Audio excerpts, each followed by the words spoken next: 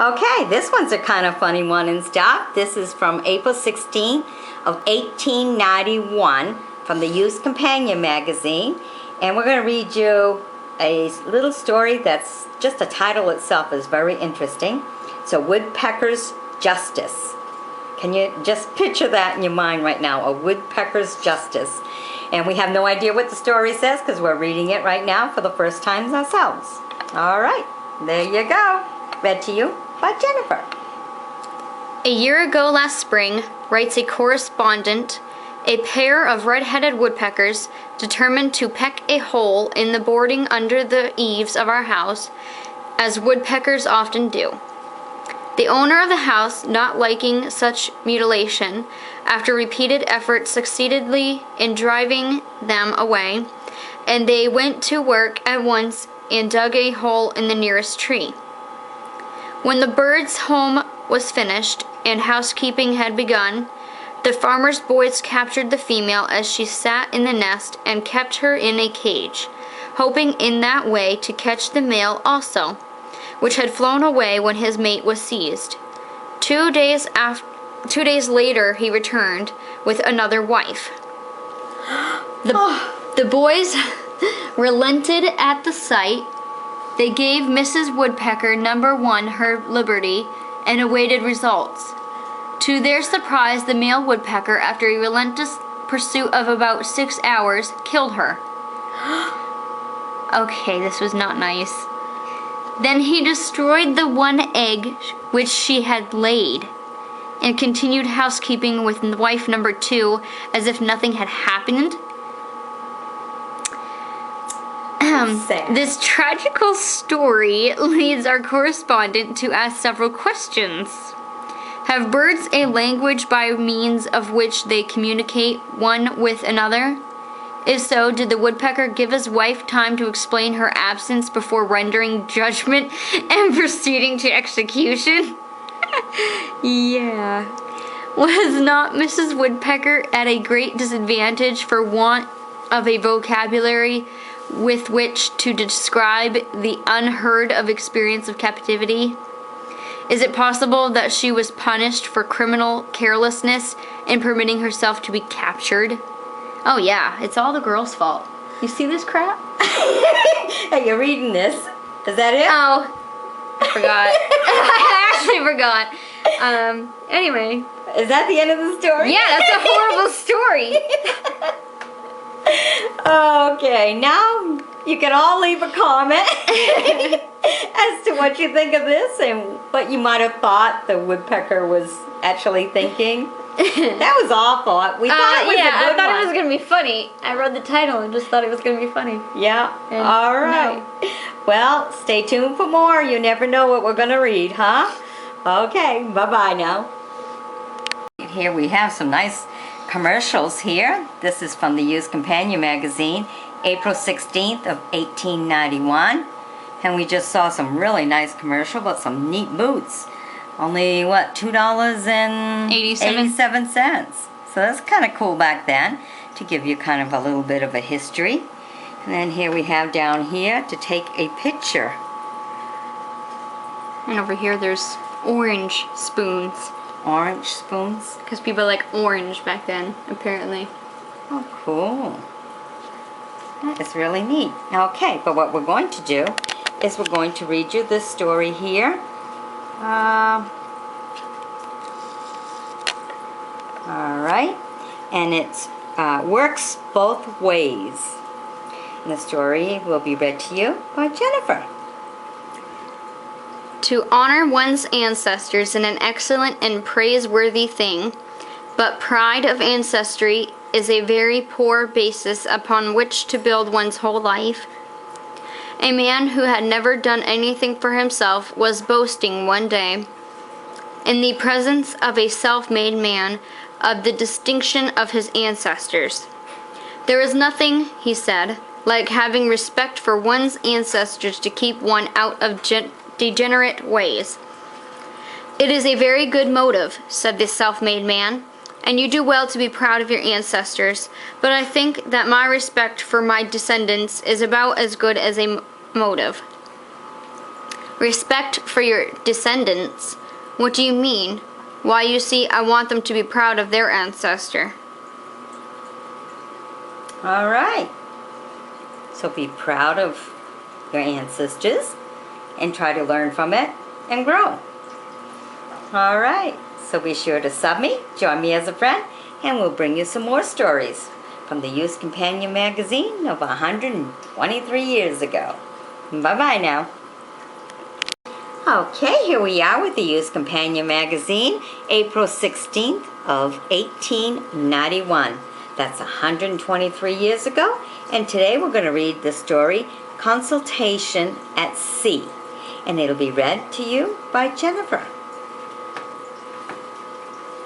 A certain physician in a large New England town had acquired an unenviable reputation for making his bills as large as possible without much regard to the state of his patients' purses.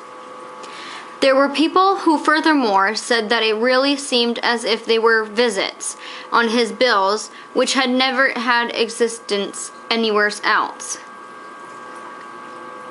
But he was a skillful physician, and his tendency to overrate his services only served to amuse some of his patients who had plenty of money and were not especially sharp in looking after it.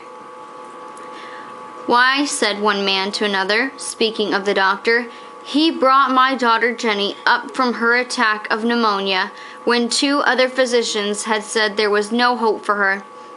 But when she was quite well again, he charged me for 3 calls he made to inquire in a friendly way how she was getting on." "That seems a little forced," admitted the other man, "but it's nothing compared to an experience I had with him at the seashore a year ago. We happened to be bathing at the same time one day, and I swam up to him and inquired for his wife. 'She's very well,' said the doctor. 'And your daughters?' I asked. 'They're perfectly well, both of them,' replied he, rather shortly, I thought. So I said, 'I'm delighted to hear it. Remember me to them,' and swam away. And what do you think I received from him a week or 2 later? An itemized bill, 1 item, to consultation at sea, $5. Although no one has ever seen that bill, the story clings to the doctor's name to this day after a lapse of many years." Wow. Isn't that funny how you have to kind of watch out who you talk to in the world? And this is 123 years ago. This isn't the sharp ones of today, so that's kind of funny to hear.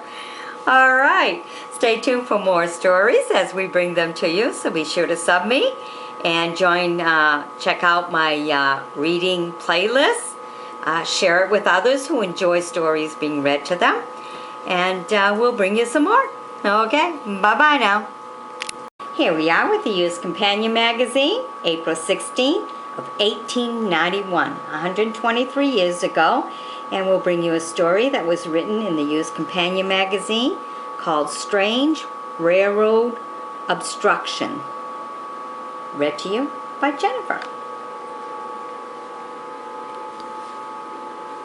American locomotive engineers have occasionally trouble with stupid cows upon the track, with falling trees or broken branches, and even with wild animals. But traveling by rail in Sweden is subject to causes of delay more serious than these. The author of Lapland Life tells how he hurried to catch a train on his way north, and by what a singular detention of the train he was favored. Our course lay for some distance parallel with and close to this single line of railroad. A man and woman were making hay in a field which was intersected by the line. Whether it was a stipulation in the sale of their property when the line was made, I know not, but certain it is that they were possessed of a track which fitted the rails, and between the trains, which indeed are few and far between, they were loading their novel cart with hay. We watched them till, wearied with labor, they reposed with the utmost serenity on the top of their load. We breathed again, having no longer any apprehension about catching out train. Neither were we deceived, though I feel sure the strange obstruction saved us. Okay. Not really sure what that was all about, but that's a story printed in the Used Companion magazine on April 16, 1891. Bye-bye.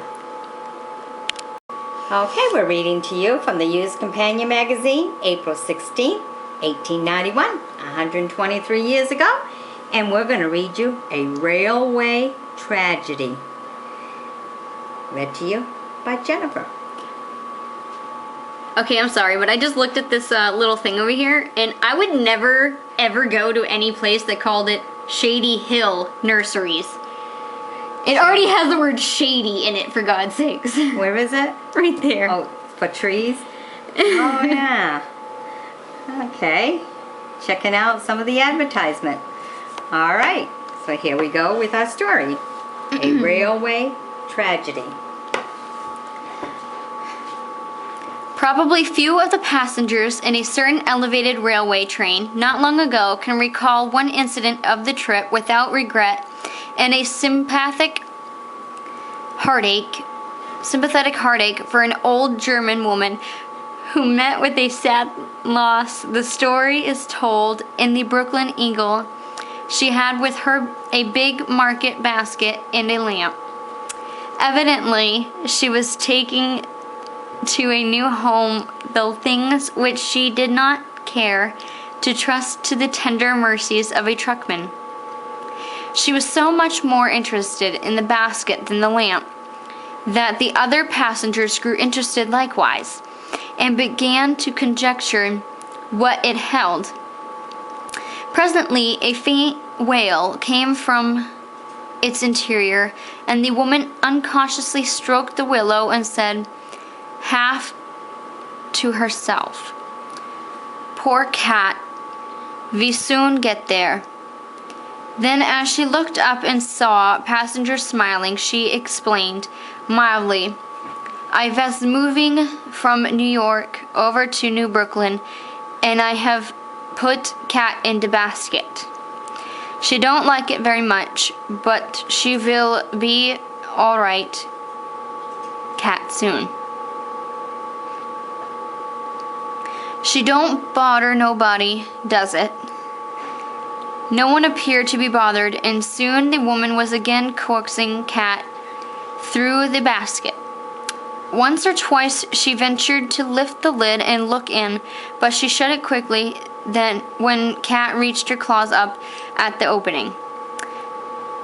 As summer a venue, the old woman got off with her precious parcels, but just as she reached the platform, her basket struck against the car, the lid flew off, and out sprang a wild-eyed cat with a tail-like plume of Navarre. With one wild leap it left the platform, and clutching vainly at the air went down to the street below. With a shriek the woman started to jump too, but the strong arm of the station agent prevented her. Then she hurried down the stairs wailing for cat. She found her pretty cat as nearly lifeless as the fall, and the missiles of some brutal boys who had been close by could make her. She gathered the bruised body in her arms and went away with tears streaming down her wrinkled cheeks. Oh, another sad story. Okay, this whole magazine has been rather sad.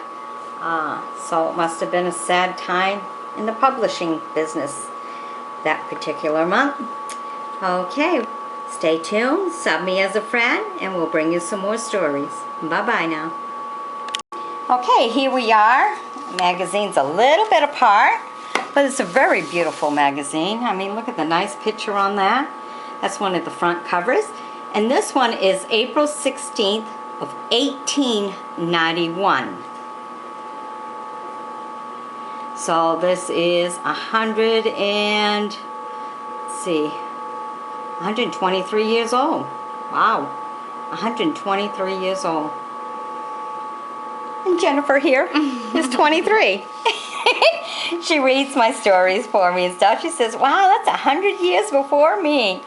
But this is it. Nice picture. I like this. Okay, so this one's a little bit more apart. I don't know why, the cover is anyhow. So we're going to read A Wonderful Escape. Okay, and you've already met Jennifer. She's the one who's going to read this to you.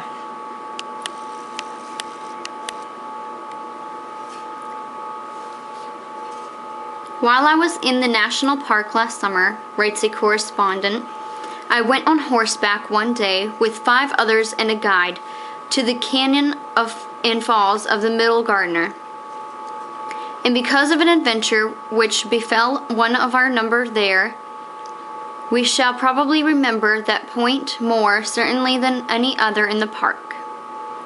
When we reached the Gardner Canyon, we dismounted, hitched our horses to 3 trunks, and walked out along the cliffs to obtain a view of the river and the rocky gorge.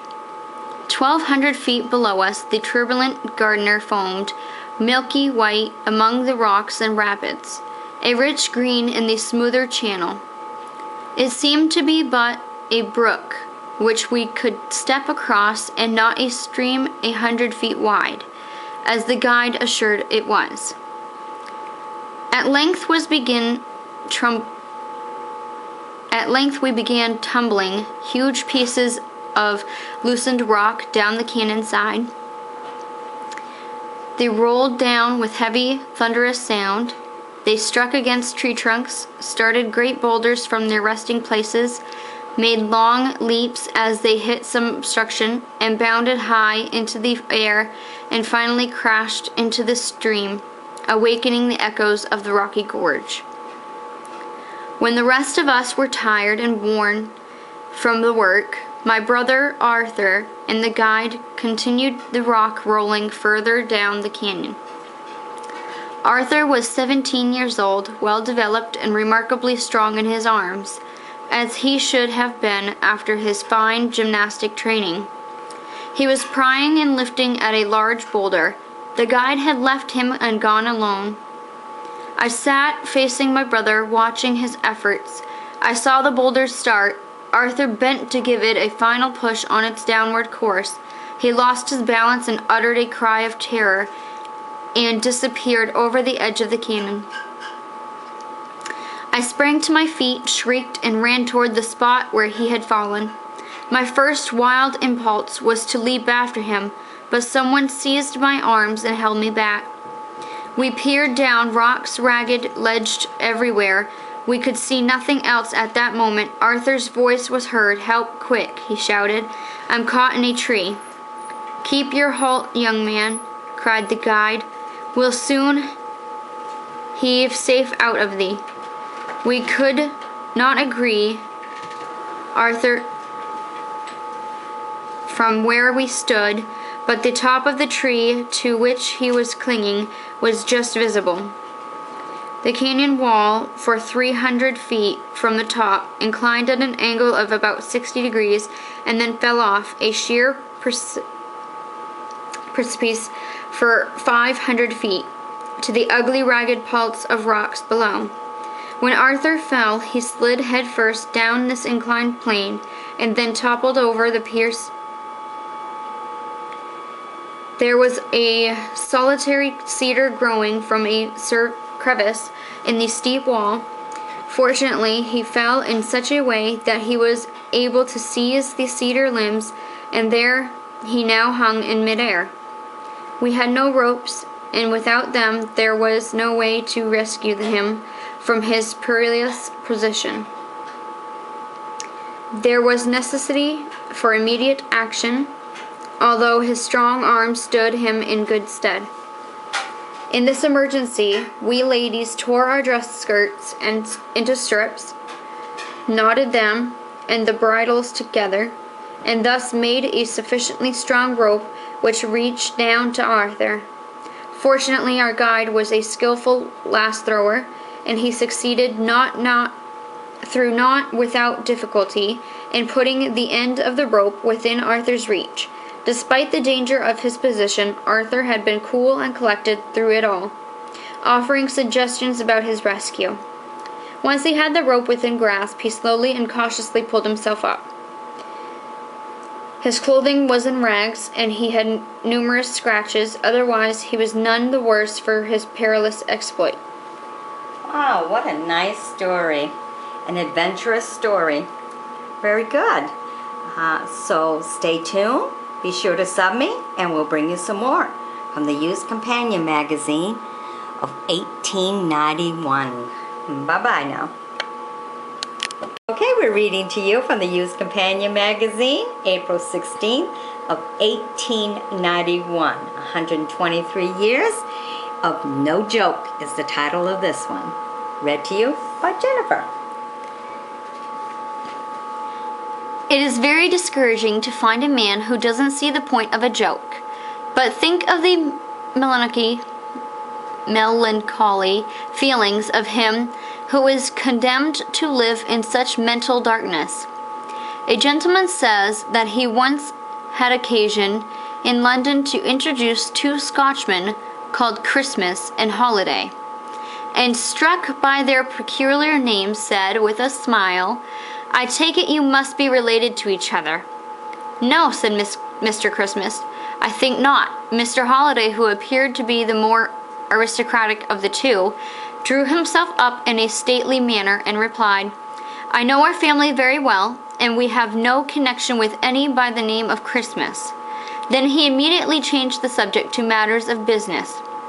Some days after, in discussing the subject of the wit of various nations with an English acquaintance, who remarked that the majority of Scotch people were slow to see a joke, he quoted this in instant, as a case in point.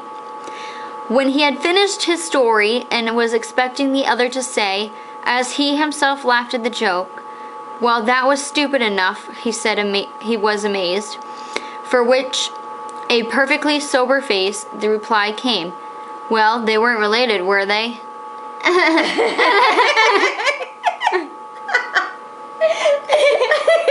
Okay. Interesting. All right, stay tuned for more as we bring it to you. Bye-bye. Here we continue with some more stories from April 28th of 1910 from the Used Companion magazine, and we're going to read to you A Humble Helper. Read to you by Jennifer. The tea man is a person who drives about certain country roads in Ireland and persuades people to buy his wares. In Irish Ways, Miss Jane Barlow tells a very pretty story of one of these travelers who sought shelter one stormy day in a neat cabin by the wayside. By chance he found there another visitor, a very poor, old Irish-speaking neighbor, who, infirm and half-blind, saw beclouded days, living under the sister-in-law that wasn't wishful to have her at all. On this wet day, however, great good luck was to befall her. "For what does the tea-man do?" says his hostess, "but takes a half-pound parcel out of his pack and give it to her as a present." Bedad did he, and wrote down the price of it against himself in his little book, the way he wouldn't be robbing his employers. "And after that," says he to me, "would the old woman be able to get herself the sugar to be drinking wid it?" And says I to him, "Well now, me lad, tellin' you the truth, she would not." She, with that he takes out 4 pence and gives it to her to buy the bit of sugar. And then the crother went down on her 2 knees in the middle of this floor, and said to the Almighty God that the man was never to want for the price of what he had given her to the last day of his life. And the tea man was in stitches, laughing that she should be making such talk over a grain of tea and sugar. But sure 'twas not laughing matter to odd Molly, that does often be lyin' sick, and when they bring her the bowl of potatoes, near a hand she'll put out to it.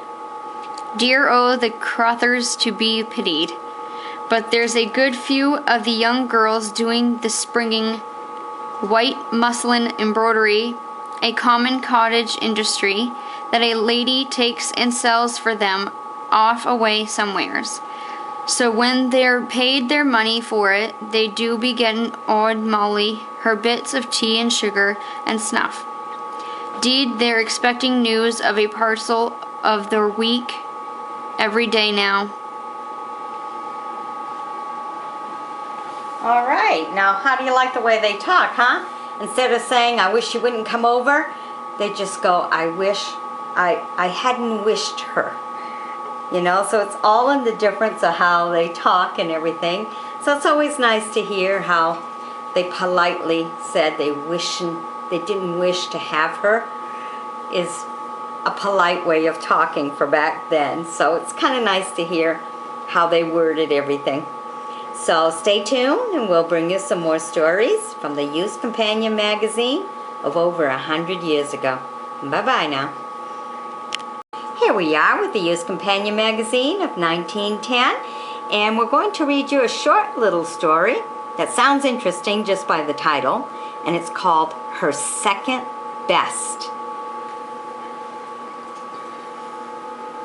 Quakers believe in a sober garb, but they are by no means without the quality which would be termed vanity in the world's people. Aunt Peace Lawton had this quality to a marked degree. One day, a strolling photographer asked permission to take a picture of the Lawton family sitting on their velvet lawn. Mr. Lawton gave the permission, but his remarks were not approved by Aunt Peace. When it became evident that her gentle remonstrance had no effect, Aunt Peace said no more. But at the moment when the photographer said ready and exposed the film, Aunt Peace lifted her spotless handkerchief spread to a snowy square in both hands, hiding her face and head completely. "Why, Aunt Peace, what made you do that?" asked her nephew, reproachfully, when he had permission from the photographer to speak. "William," said the old lady calmly, "if thee thinks that I propose to be put in a picture with my second best cap on, and my kerchief sadly in need of an iron, thee is greatly mistaken." That's so cute. I love it. Okay, I hope you enjoyed hearing that. Oh my God, that was cute. Okay, that was a good one. You know, you always want to be your best, and back then they were very particular about that. So that was a really, really good story. Okay, stay tuned for more, and be sure to sub me, and I'll bring you some more. Bye-bye now.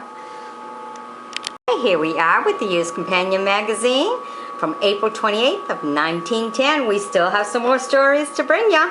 So right now we're going to read The Proper Place to Look, and then Being Fair. There are a couple of short little stories.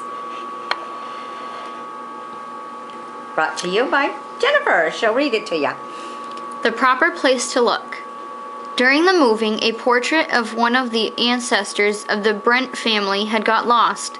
No one could find it at either the old or the new house, and there was great consternation. William Brent, age 6, was offered a treat, value not announced, for any hint that would lead to the return of the missing grandfather. One noon, he came home from school breathless. "I think, Mama," he said, "I think we can find Grandfather Brent's picture." "Where?" asked his mother. "Downtown," said William confidently. "I saw a notice on a shop window, and it said, 'Painting restored within.'" Oh, that's it? Okay, that was worthy of putting into the magazine back then. It's kind of short. Didn't really give us the whole answer, did it? All right, so Being Fair is next.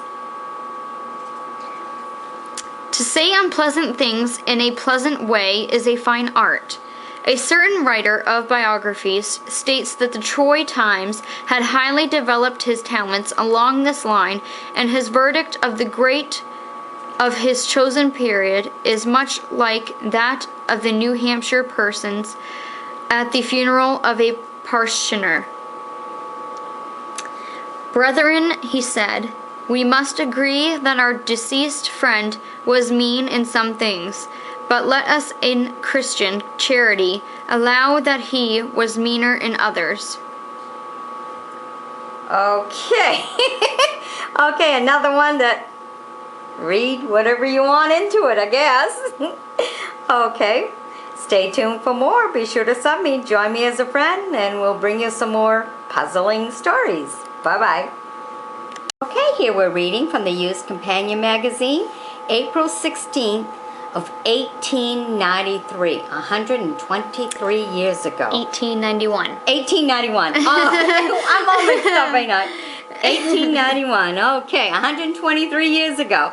And we're going to read to you Population and Climate. Okay, sounds like an interesting title with an interesting story. So here we go.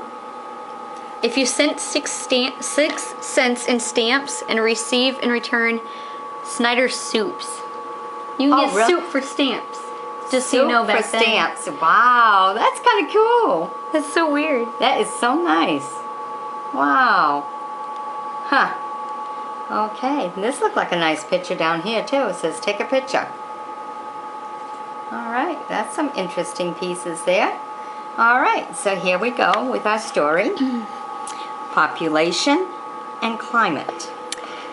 In former ages, when men were more at the mercy of the elements than they are now, the great masses of population were located in warm countries.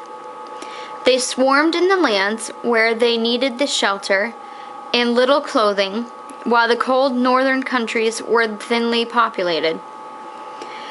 In the present age, when men may make a tropical climate for themselves within 4 walls, when warm clothing is abundant and easily obtained, the centers of population are found in what may be called the colder half of the temperature zone. Some figures recently issued by the superintendent of the census show in an interesting way the distribution of people of the United States with regard to temperature.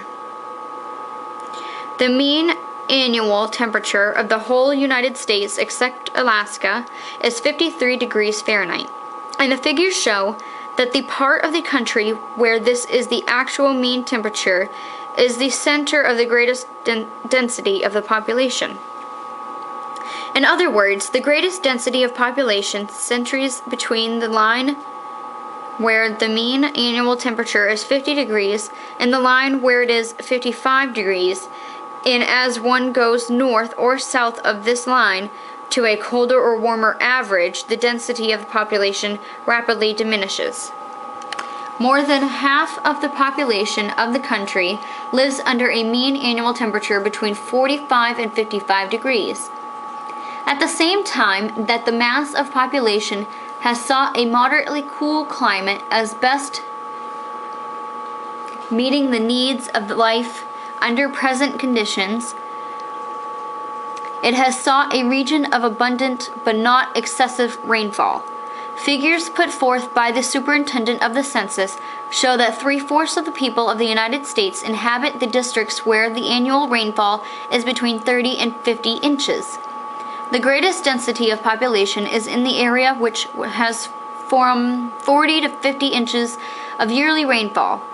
On either side, as the rainfall increases or decreases, the maximum of the country being above 70 inches and the minimum below 10 inches, the population diminishes. Wow, isn't that interesting? So where did we all go this winter? As cold as it's been for everybody across, the whole nation and everything. Everyone's probably wanting to head to Florida, and even they had it cold for them. But it'd be really nice for a lot of us. Okay. Thank you very much, Jennifer. And be sure to sub me as a friend as we bring you some more stories. Bye-bye. Okay, this is just so cute. This is from the children's page in the Used Companion magazine of April 28th of 1910. Okay, and these are the tree planters. So, here we go. I mean, it's just so cute. Look at that.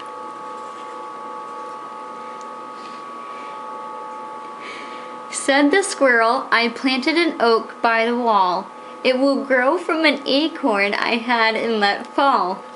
Just wait, said the robin, a beautiful tree. I can't. Why are you laughing so much? This cat won't leave my feet alone. Oh, okay. Okay, we got little Bella Blue Eyes there underneath the table. Okay, let me start over. I'm sorry. Said the squirrel, I planted an oak by the wall. It will grow from an acorn I hadn't let fall. Just, Jesus. I can't do this. This is the little cat that's causing the trouble here. Okay, continue the story. We got that acorn just right. Okay, just wait, said the robin. A beautiful tree will come from a cherry stone. Oh my God, he's back. Okay, I'm gonna hold him. There you go. Said the robin, a beautiful tree will come from a cherry stone just dropped by me. A young apple tree, please allow me to say, will spring from a seed I dropped, cried the jay. A fine chestnut tree will grow from a burr which I carried, said the rabbit, in my white fluffy fur. Oh, isn't that cute? And this is little Blue Eyes right here. Yeah, now you can play. Yes. Meow. Meow. See, I wanted to hear the story too. Okay, bye-bye now. Hope you've enjoyed this beautiful, cute little story of country life. This is all the work that's done in the woods that we never think twice about. Bye-bye now. Okay, we're reading to you April 16th of 1891. And what we're going to read is Idle Tears. Read to you by Jennifer.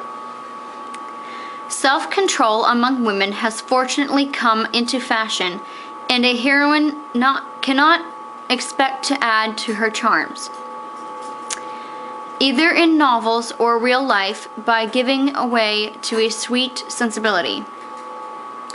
Mrs. Thrale, Dr. Samuel Johnson's friend, often had a visitor at her house, a young woman named Sophie Stredfield, who was universally acknowledged to be a most fascinating young woman. She was moreover one of those who, even in that tearful age, proved decidedly amusing from her habit of unnecessary weeping. One day Mrs. Thrale promised Fanny Burney, who had never witnessed the phenomenon, that she should see Miss Stredfield cry. As Sophie was taking her leave, Miss Thrale urged her to stay, adding, "If you go, I shall know you don't love me as well as Lady Gresham." Then indeed the tears came into Miss Stredfield's eyes and rolled down her pretty cheeks. "Come here, Miss Burney," called Miss Thrale in triumph. "Come and see Miss Stredfield cry." The young lady did not seem to be in the least offended by this, but gently wiped her eyes and became composed again. At another time, as Madame Derville's diary relates, Dr. Johnson and another gentleman had a dispute, upon which Miss Stredfield, who was present, began to cry. "Well," said bystander, "I have heard her so much of those tears that I would have given the universe to have a sight of them." "Oh," put in Miss Thrale, "she shall cry again if you like." "Oh, pray do," said the gentleman. "Let me see a little more of it." "Yes, do cry a little, Sophie," said Miss Thrale in a wheedling voice. "Pray do consider now. You are going today, and it's very hard if you won't cry a little. Indeed, Sophie, you ought to cry."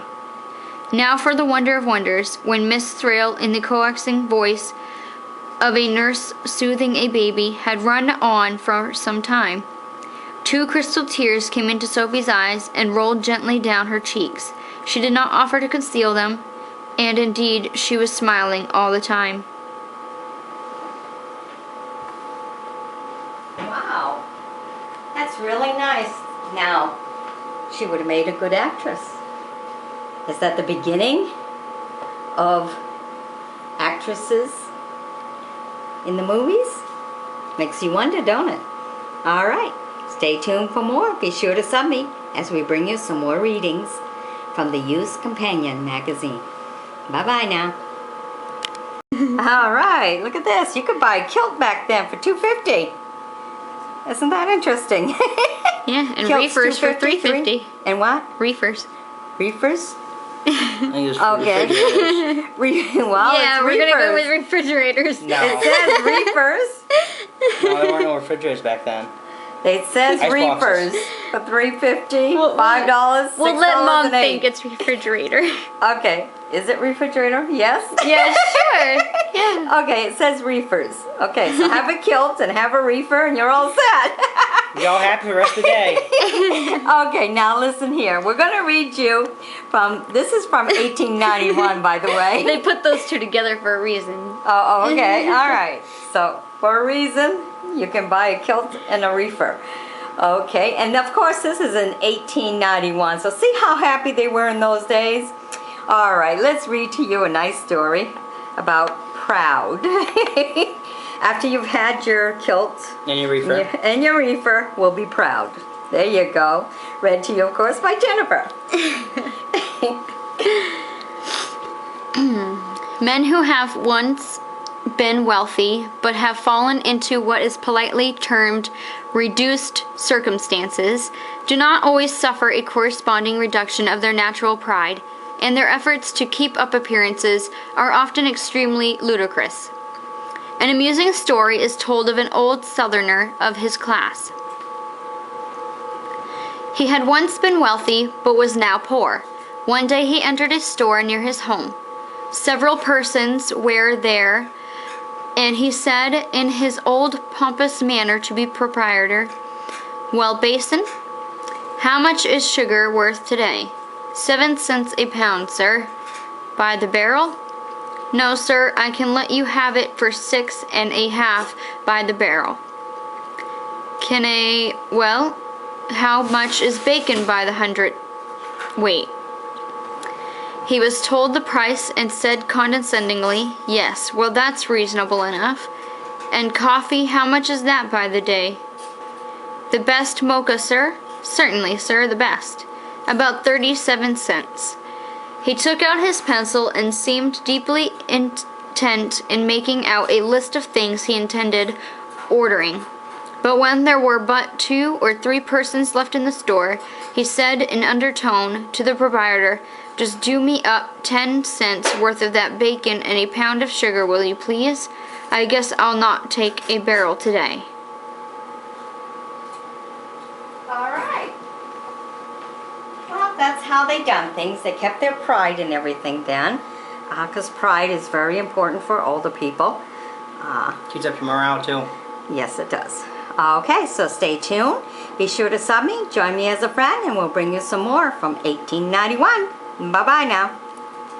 Okay, here we are with the Used Companion Magazine, 1891, 123 years ago. And we'll read 3 little short stories. And the first one will be Not Right. The second one will be Which Was Correct. And the third one, Music. And they will be read to you by Jennifer. Not Right is first. Those who undertake to correct the speech of their fellow mortals sometimes get unexpected results. Bridget said, a young housekeeper who was somewhat fresh from college, "It would be useless for me to disguise the fact that your ignorance of grammar is very marked. Let me try to correct you. For instance, does it sound right for me to say, 'Bridget, you've been a settin' in the drawing room'?"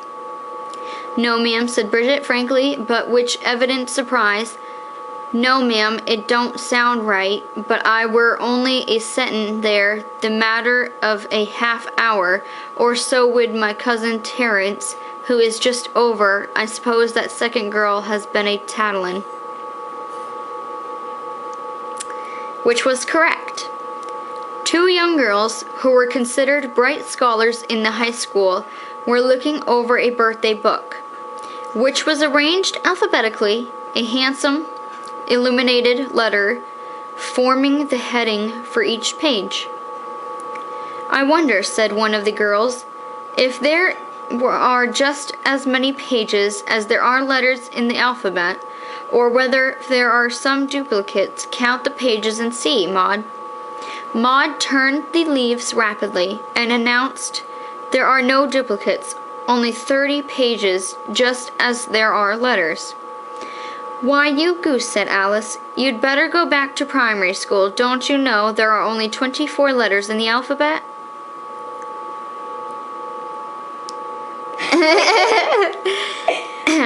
Music.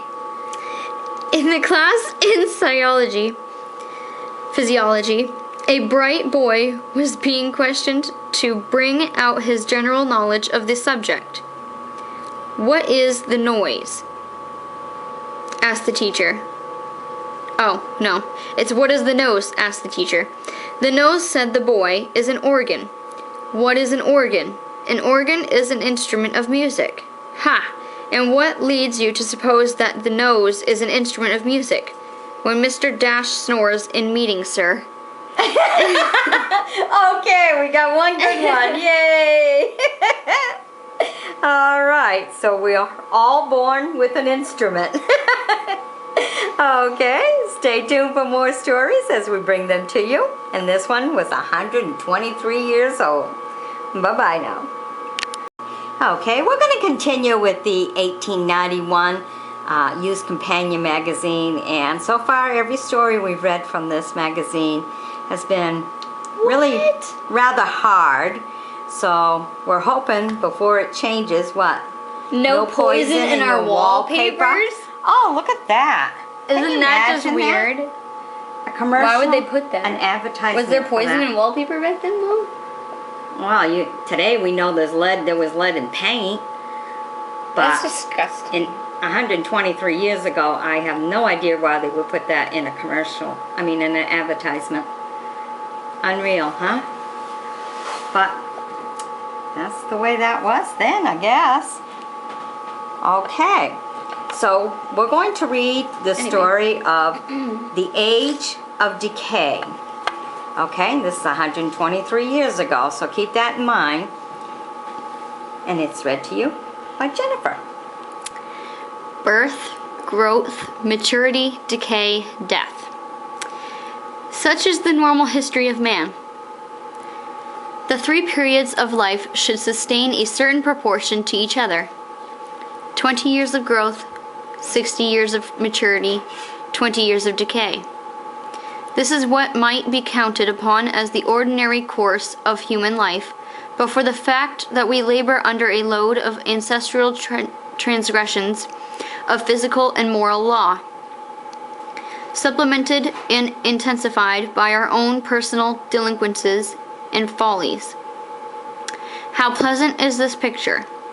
20 years of happy childhood and youth, 60 years of intellectual progress and achievement, with domestic and social joys, and then 20 years of slow, almost unconscious decay, characterized by serenity of mind, pleasing memories, and joyous anticipation of a grander life beyond the grave. Sadly different is human existence as we see it. We look with wonder upon Gladstone, past 80, still vigorous in body and mind, still strong and wise to lead the great Liberal party of England. We accept 70 as life's natural limit, and expect only labor and sorrow if this limit is passed. We are doomed, we think, by our inheritance, and to some extent that is true. But we should remember the law of retribution. The torn flesh heals, the broken bone reunites, diseases tend toward recovery, the weary toiler rises from sleep strong for new labors, the wise physician bases his hopes on laws.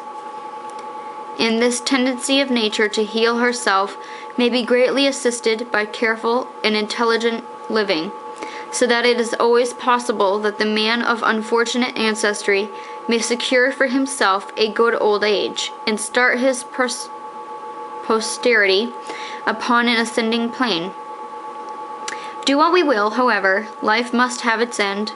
When the age of decay is reached, hidden changes are going on, the culmination of which is the last great change, the muscles shrink, the brain shrivels, the nerves lose their sensibility and active power, the arteries perhaps become chalky and fatty, the heart is weakened, the circulation enfeeble, and at last the end comes.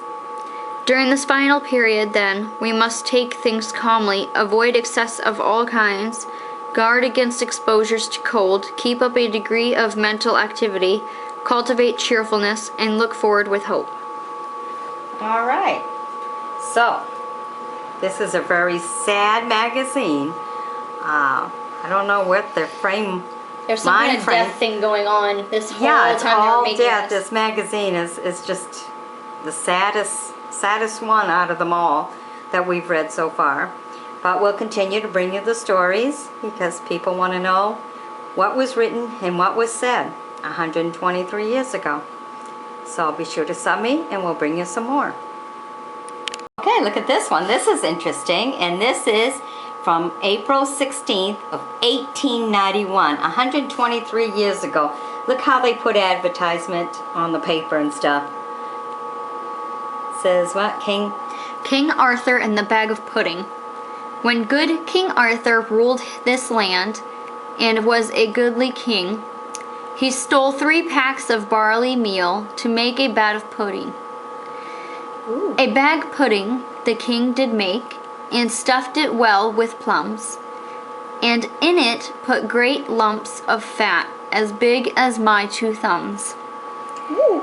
The king and queen did eat thereof, and noblemen beside, and what they could not eat that night, the queen next morning fried. Oh, cool. Ew. What do you mean cool? Well, That's a lot of not times, whatever you cool. have for it's not cool. A lot of times, what you had for supper, if you didn't eat it at supper time, it became the next meal. I mean, that's how things were done in the old days. Isn't this something? Fried pudding with fat. Yeah, that's delicious. I know. How do you fry pudding? I Yeah. don't know, but they did it. Yeah, throw some flour in, it thickened out. All right. Interesting little advertisement. Isn't that cool? What a way to advertise. So it's a good way of being creative, right? They wanted to sell their flour, and that was the whole thing. Okay. Stay tuned for more. Be sure to sub me, and we'll bring you some more interesting whatevers. Okay. Bye-bye. Okay, here we are with the Youth Companion magazine, and we just had a history about King Arthur flour.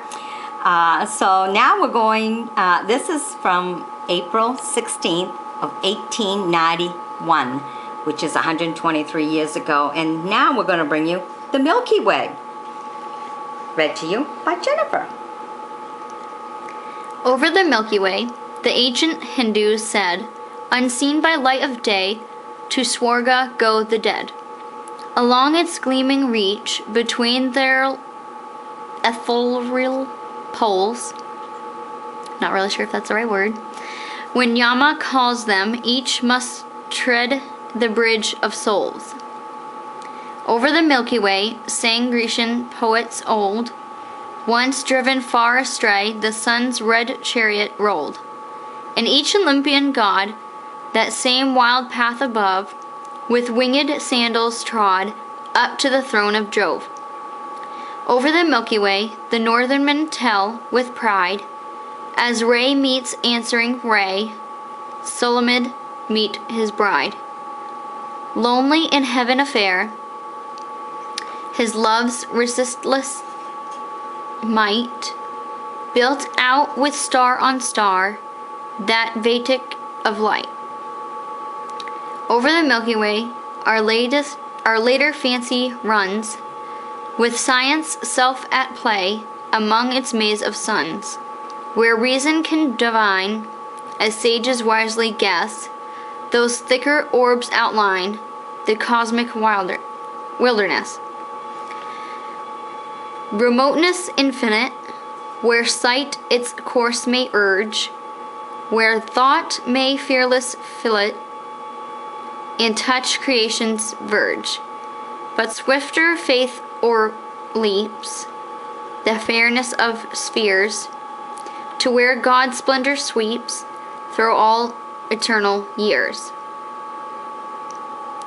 His love, yon pathway high, built to life's summit land, and bade this emblem sky tell us who longing stand. As stars in countless sum, one stream of light prolong, their joys of frequent come, they make one all-day song. Not in vain for hope, and not in vain for me, that lane up heaven's blue cope trails its white nublant. I see this same eye glow, that look where Jacob lay, and the same glad wings go over the Milky Way. All right. Never heard that one before.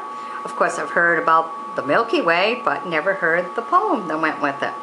All right, stay tuned for more as we bring you some more from the Youth Companion magazine of 123 years ago. Bye-bye now. All right, well, we just read a very sad story, the last one, A Woodpecker's Justice. So if you haven't listened to that video, go ahead, because it was really, we thought the title was nice, but it ended up a really sad story. So go read that one, watch that video and stuff. But right now we're going to read, and this is from 1891, 123 years ago, He Meant Well, which probably is the perfect one to follow after The Woodpecker's Justice. Here we go. Read to you by Jennifer, and here we go.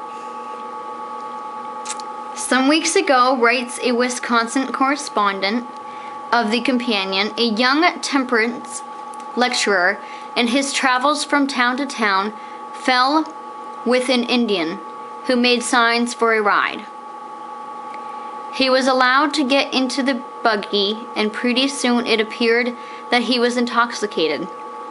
The lecturer, who believed in being instant in season and out of season, began forthwith to labor with his passenger.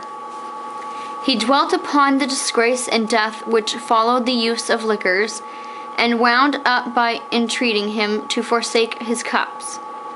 The Indian did not understand a word of the exhortation, but judging the lecturer by himself, thought from his pleading eyes and earnest manner that he wanted a drink. Accordingly, he drew a large black bottle from under his blanket and offered it to the white man. The lecturer was elated. He had made a convert, he thought. He took the bottle and dashed it to the ground, where it flew into 1,000 pieces. The Indian could not have been angrier if his scalp had been threatened.